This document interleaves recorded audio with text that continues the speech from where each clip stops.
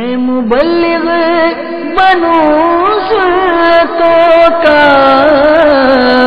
خوب چرچا کروں سلطوں کا ہو کرم بہر خاک مدینہ۔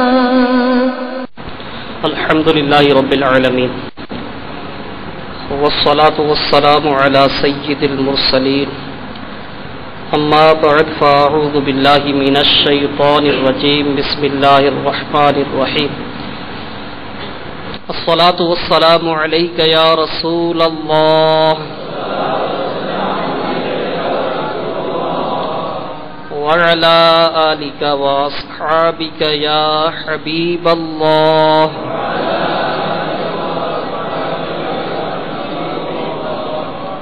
الصلاة والسلام عليك يا نبي الله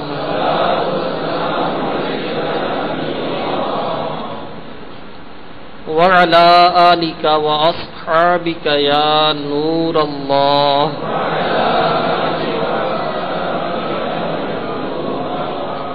نویت سنت الاعتکاف۔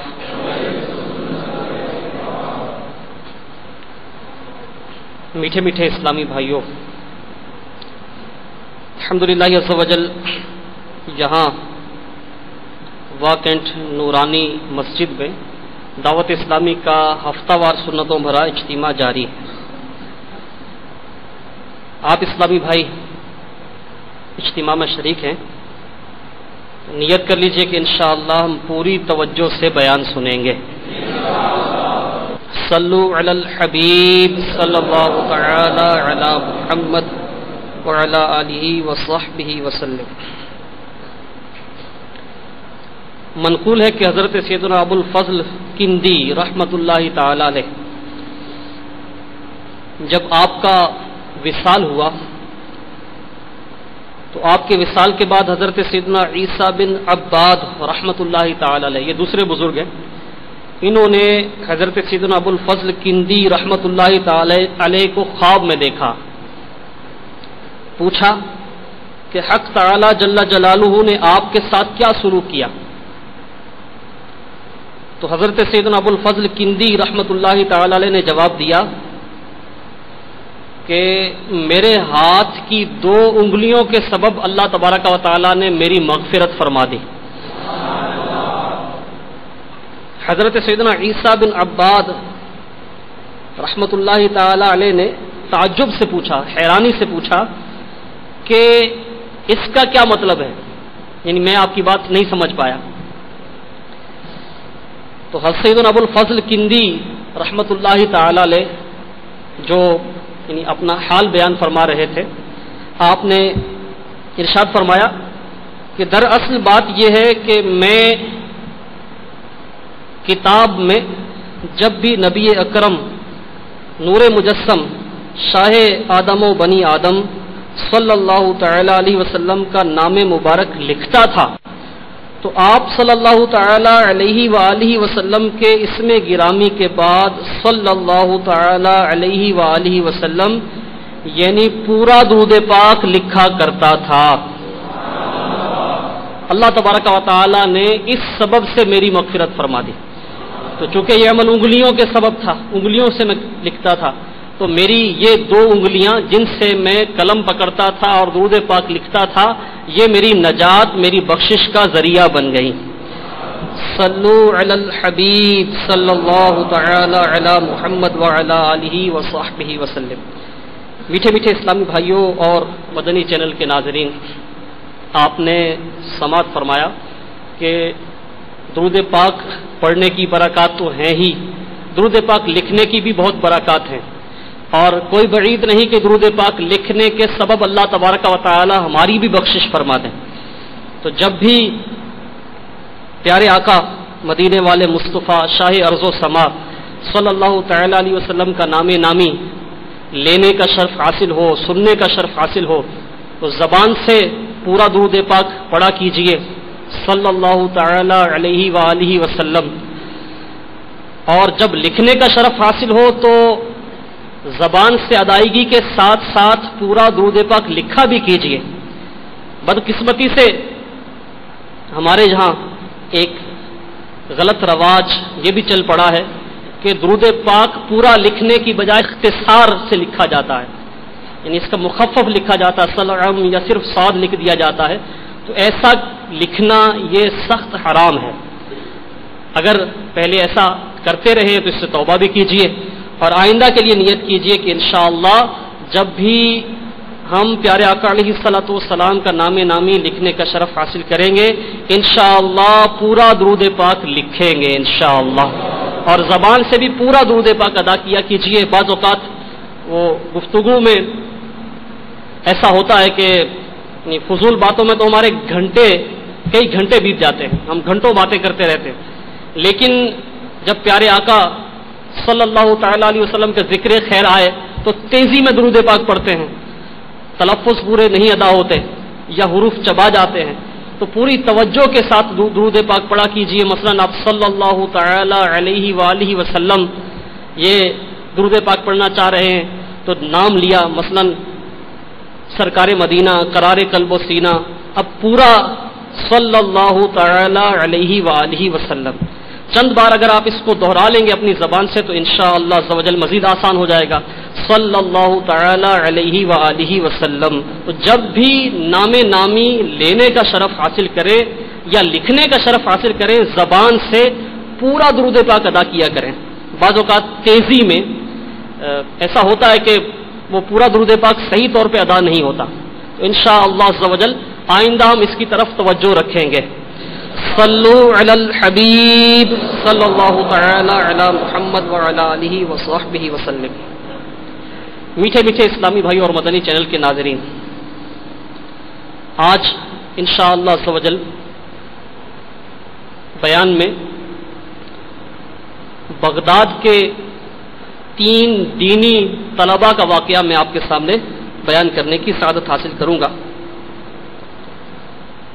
یہ 3 طالب علم جن کا واقعہ انہی میں سے ایک طالب علم عبداللہ بن علی تمیمی رحمۃ اللہ تعالی علیہ، عبداللہ بن علی تمیمی، انہوں نے یہ واقعہ لکھا ہے، اپنا واقعہ لکھا ہے، اپنا اور اپنے ساتھ 2 دیگر طلباء کا. ہو سکتا ہے آپ نے پہلے بھی سنا ہو.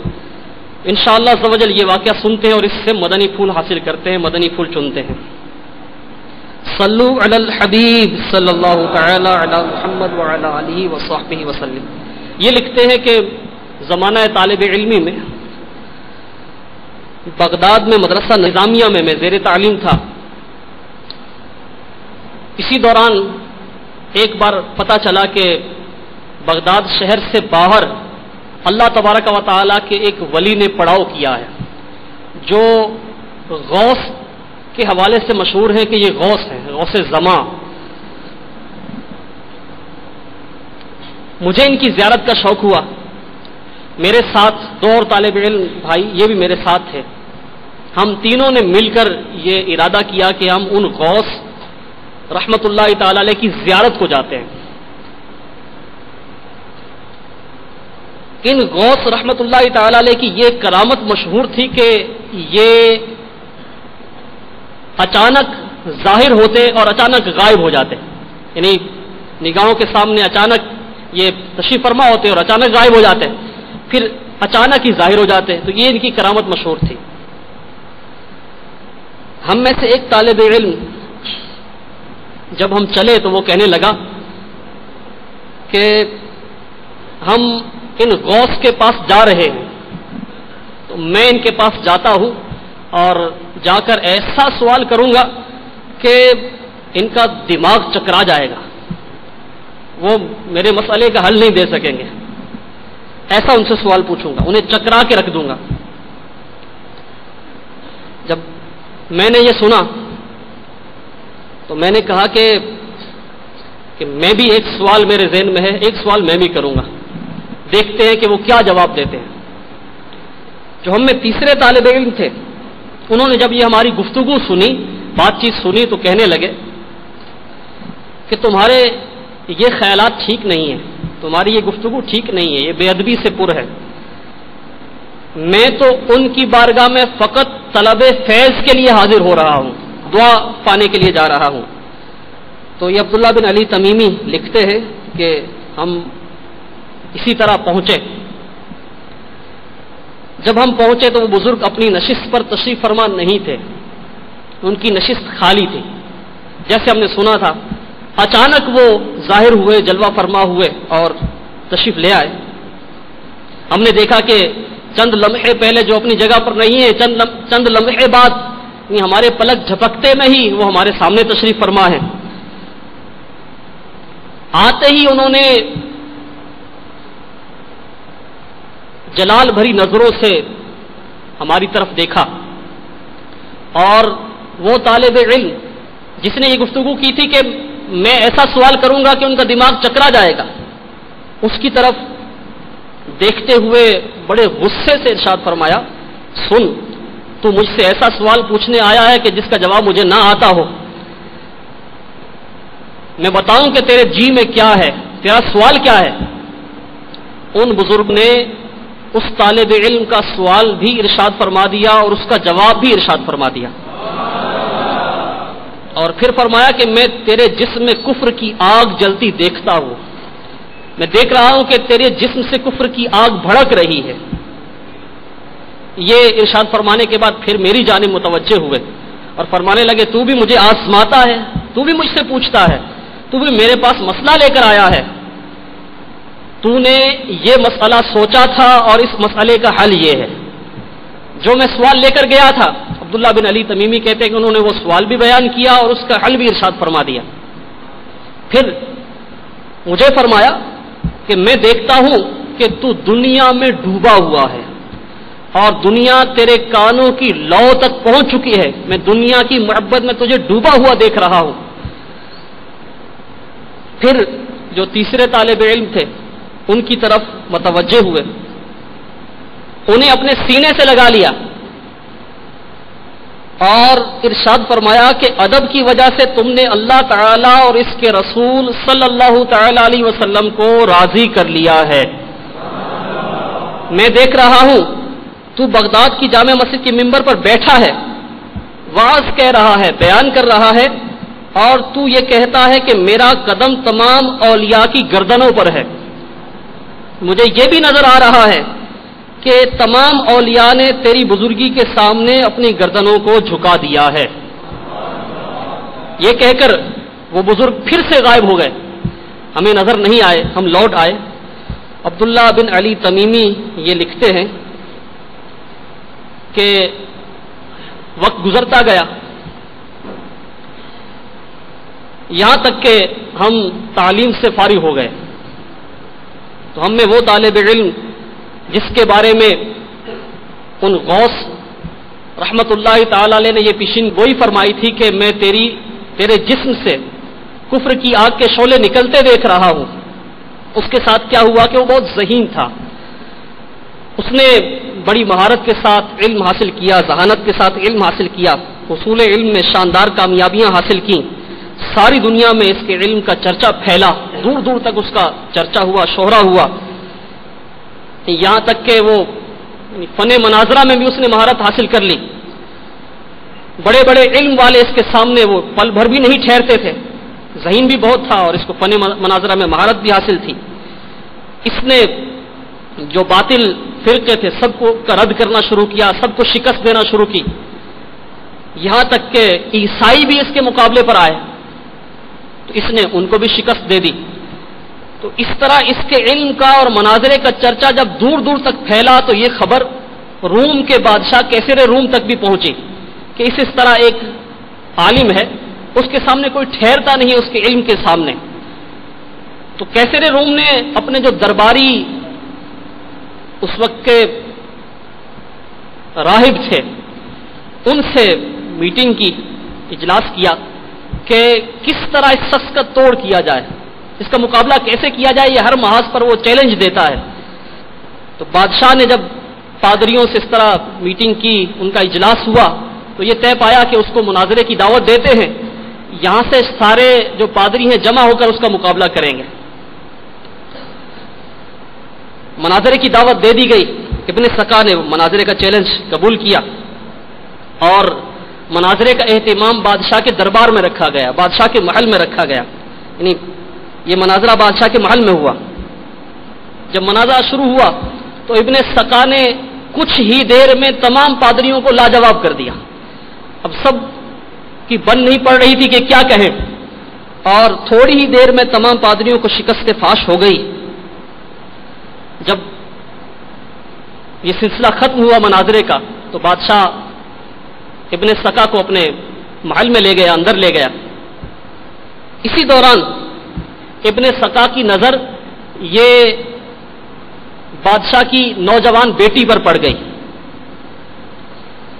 اور یہ نظر کے فتنے کا شکار ہو گیا۔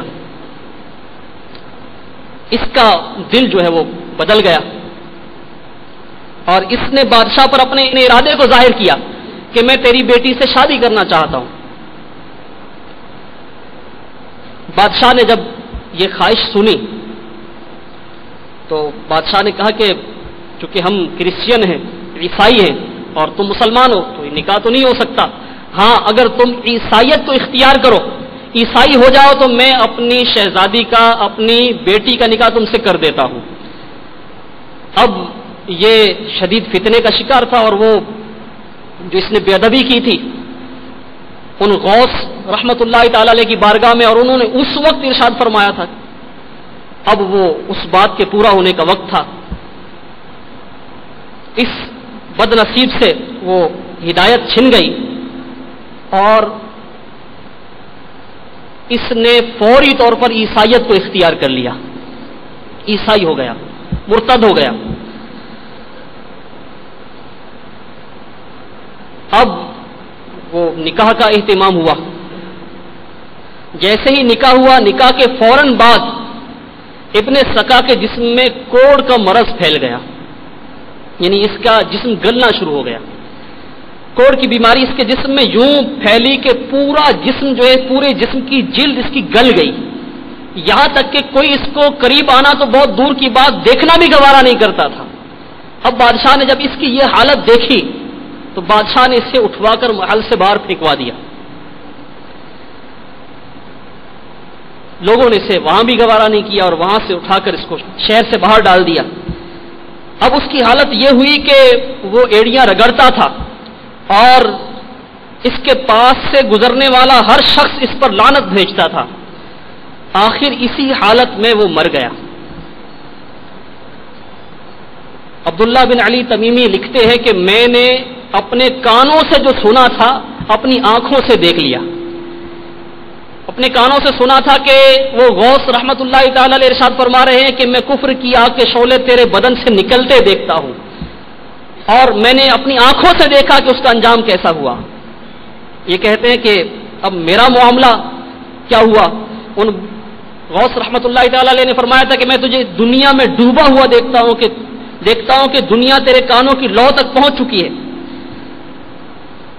میرے ساتھ کیا ہوا کہ میں جب حصول علم سے فارغ ہوا تو مجھے سلطان نور الدین نے دمشق بلوا لیا اور مجھے وزیر اوقاف بنا دیا، اوقاف کو میرے سپرد کیا۔ میں اپنے ان معاملات میں اتنا زیادہ مصروف ہوا، دنیاوی امور میں، اس وزارت کے معاملات میں اتنا مصروف ہوا کہ فرائض تک سے غافل ہو گیا، اور یعنی صبح و شام بس دنیا ہی کے معاملات میں مستغرق رہتا۔ ان غوث کے فرمان کے مطابق دنیا میرے کانوں کی لو تک پہنچ گئی، لیکن میرا ایمان محفوظ رہا کہ میری بے ادبی اس نوعیت کی نہیں تھی۔ پھر یہ عبداللہ بن علی تمیمی یہ لکھتے ہیں کہ وہ وقت بھی آیا کہ میں نے اپنی آنکھوں سے دیکھا کہ وہ جو تیسرے طالب علم تھے، یعنی غوث سمدانی شیخ عبد القادر جیلانی الحسنی والحسینی، حضور غوث اعظم رضی اللہ تعالیٰ عنہ، جو پہلا طالب علم، تاریخ میں اس کا نام ابن سقا بیان کیا گیا، ابن سقا۔ تو ابن سقا کا انجام بھی میں نے دیکھا، اپنے ساتھ کیا بیتی یہ بھی میری آپ بیتی ہے، اور میں نے حضور غوث اعظم رضی اللہ تعالیٰ عنہ جو تیسرے طالب علم میں، ایک دن دیکھا، وہ دن آیا کہ آپ بغداد کی جامع مسجد میں برسر منبر واز فرماتے ہوئے ارشاد فرماتے ہیں، قدمی ھذا علی رقبتی کل ولی اللہ، میرا قدم تمام اولیاء رحمہم اللہ کی گردنوں پر ہے۔ جب آپ یہ واعظ فرما رہے تھے تو بہجت الاسرار میں ہے، اس وقت 2000 اولیاء رحمہم اللہ آپ کے اس اجتماع میں حاضر تھے۔ جب آپ نے یہ ارشاد فرمایا تو سارے اولیاء رحمہم اللہ نے اپنی گردنیں جھکا دی۔ آپ کے خلیفہ شیخ علی بن حیتی رحمۃ اللہ تعالی علیہ یہ وہی حاضر تھے، انہوں نے حضور غوث اعظم رضی اللہ تعالیٰ عنہ کو مبارک قدم پکڑا اور اپنی گردن پر رکھ لیا۔ خواجہ غریب نواز خواجہ معین الدین چشتی سلطان الہند رحمۃ اللہ تعالی علیہ، آپ اس وقت خراسان کے جنگل میں تھے، تو آپ تک جب حضور غوث اعظم رضی اللہ تعالیٰ عنہ کا یہ پیغام پہنچا، یہ اعلان پہنچا، تو آپ نے بارگاہ غوثیت میں عرض کیا کہ آپ کا قدم مبارک میری گردن پر ہے بلکہ میرے سر اور میری آنکھوں پر ہے۔ سبحان اللہ عز و جل۔ میرے آقا سیدی اعلی حضرت امام اہل سنت مولانا الشاہ امام احمد رضا خان علیہ رحمت الرحمان اپنے شورۂ آفاق مجموعہ کلام حدائق بخشش میں بارگاہ غوثیت میں عرض کرتے ہیں، واہ کیا مرتبہ اے غوث ہے بالا تیرا، واہ کیا مرتبہ اے غوث ہے بالا تیرا، اونچے اونچوں کے سروں سے قدم اعلیٰ تیرا، سر بھلا کیا کوئی جانے کہ ہے کیسا تیرا، اولیاء ملتے ہیں آنکھیں وہ ہے تلوا تیرا۔ صلو علی الحبیب صلی اللہ تعالی علی محمد وعلی آلہ وصحبہ وسلم۔ میٹھے میٹھے اسلامی بھائیوں، ابھی آپ نے جو بغداد کے 3 طالب علموں کا واقعہ سنا، اس میں ہمارے لیے بہت سے مدنی پھول ہیں۔ آپ نے سماعت فرمایا کہ وہ غوث رحمت اللہ تعالی علیہ اپنے زمانے کے ولی تھے، اور اللہ تبارک و تعالیٰ نے کیسی شان، کیسی کرامت ان کو عطا فرمائی تھی کہ وہ بیٹھے بیٹھے غائب ہو جاتے تھے اور پھر اچانک ظاہر ہوتے تھے۔ سبحان اللہ عز و جل۔ پھر مزید یعنی اللہ تبارک و تعالیٰ نے ان کو کیسا اختیار دیا تھا کہ یہ طلبہ اپنے مدرسے سے چل رہے ہیں، کئی کلومیٹر کی دوری سے چل رہے ہیں، اب ان کے دل میں جو بات آ رہی ہے وہ غوث اس کو وہاں ملاحظہ فرما رہے ہیں۔ جب ان کی بارگاہ میں حاضری ہوتی ہے تو یہ تینوں کی باتیں خود ہی ارشاد فرما دیتے ہیں۔ ابن سکا سے کہا کہ تو مجھ سے ایسا سوال پوچھے گا جو میرا سر چکرا دے، جس کا جواب مجھے نہ آتا ہو، تو دل کی بات جان لی۔ عبداللہ بن علی تمیمی کا سوال بھی جان لیا، اس کا حل بھی ارشاد فرما دیا، اور حضور غوث اعظم رضی اللہ تعالیٰ عنہ جو دل میں عقیدت، ارادت اور طلب فیض کے لیے جا رہے تھے، اسے بھی ملاحظہ فرما لیا۔ سبحان اللہ عز و جل۔ آپ نے ملاحظہ فرمایا کہ ان غوث رحمت اللہ تعالی علیہ نے جو فرمایا وہی ہوا، یعنی ایک ذرہ بھی دائیں بائیں نہیں ہوا، جیسے انہوں نے فرمایا جو انجام بتایا وہی ہوا۔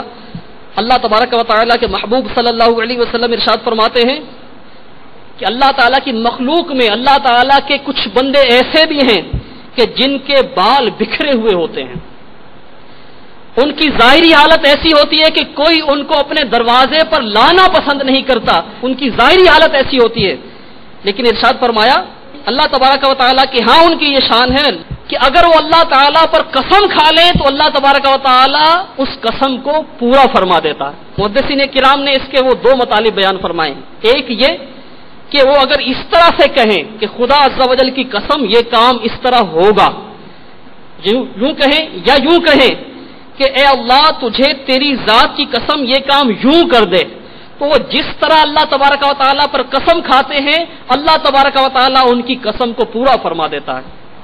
سبحان اللہ عز و جل۔ اللہ تبارک و تعالیٰ نے کیسا اختیار اپنے پاک باز بندوں کو عطا فرمایا۔ ظاہری حالت ایسی ہوتی ہے کہ لوگ ان کو اپنے دروازے پر لانا پسند نہیں کرتے، لوگ ان کو دھکے دے کے دروازے سے دور کر دیتے ہیں، ظاہری حالت ان کی ایسی ہوتی ہے، لیکن اللہ تعالیٰ کے یہاں ان کا مقام کیا ہے کہ وہ جس بات پہ قسم کھا لیں وہ بات ضرور ہو کر رہتی ہے۔ سبحان اللہ عز و جل۔ صلو علی الحبیب صلی اللہ تعالی علی محمد وعلی آلہ وصحبہ وسلم۔ یہ ایمان افروز واقعہ جو آپ نے سنا بغداد کے 3 طالب علموں کا، اس میں ایک مدنی پھول ادب اور بے ادبی کے حوالے سے بھی ملتا ہے کہ جو ادب کرتا ہے اللہ تبارک و تعالیٰ کی جناب سے کیسا انعام پاتا ہے. حضور غوث اعظم رضی اللہ تعالیٰ نبی طالب علم تھے، لیکن آپ نے کیسا ادب کیا کہ اللہ تبارک و تعالیٰ نے، اس کی اور بھی وجوہات ہیں لیکن ایک سبب یہ بھی بنا اس کے اس ادب کی وجہ سے اللہ تعالیٰ نے آپ کو اتنا بلند مقام عطا فرمایا، اولیاء کا سردار بنا دی. سبحان اللہ عز و جل. اور ان غوث رحمت اللہ تعالیٰ نے اسی وقت پیشین گوئی فرما دی کہ میں دیکھ رہا ہوں کہ تو وہ بغداد میں برسر ممبر وہ بیٹھا ہے اور وعظ فرما رہا ہے اور اس طرح کہتا ہے کہ میرا یہ قدم تمام اولیاء کی گردنوں پر ہے اور سب نے اپنی گردنیں جھکا دی. سبحان اللہ عز و جل. جو ادب کرتا ہے واقعی اسے بہت انعامات ملتے ہیں. ایک بہت ہی پیارا اور ایمان افروز واقعہ آپ سن کر جھوم جائیں گے. ایک گناہگار شخص مر گیا، انتقال ہو گیا اس کا. اس کے مرنے کے بعد کسی نے اسے بڑے اچھے حال میں دیکھا، جنتی لباس میں دیکھا. تو خواب دیکھنے والے نے حیرت سے پوچھا کہ زندگی میں تو تیری حالت اچھی نہیں تھی، یعنی تو وہ گناہوں میں ملوث تھا، لیکن مرنے کے بعد میں تیری حالت کچھ اور دیکھ رہا ہوں. تو وہ مرنے والے نے خواب دیکھنے والے سے بیان کیا کہ تو صحیح کہتا ہے، واقعی میرا کردار ٹھیک نہیں تھا، میری زندگی گناہوں بھری تھی، لیکن اللہ تعالیٰ کی رحمت کا سبب یہ ہوا، میری بخشش کا سبب یہ ہوا کہ اپنی زندگی میں ایک بار میں دریا پر ہاتھ دھونے کے لیے گیا.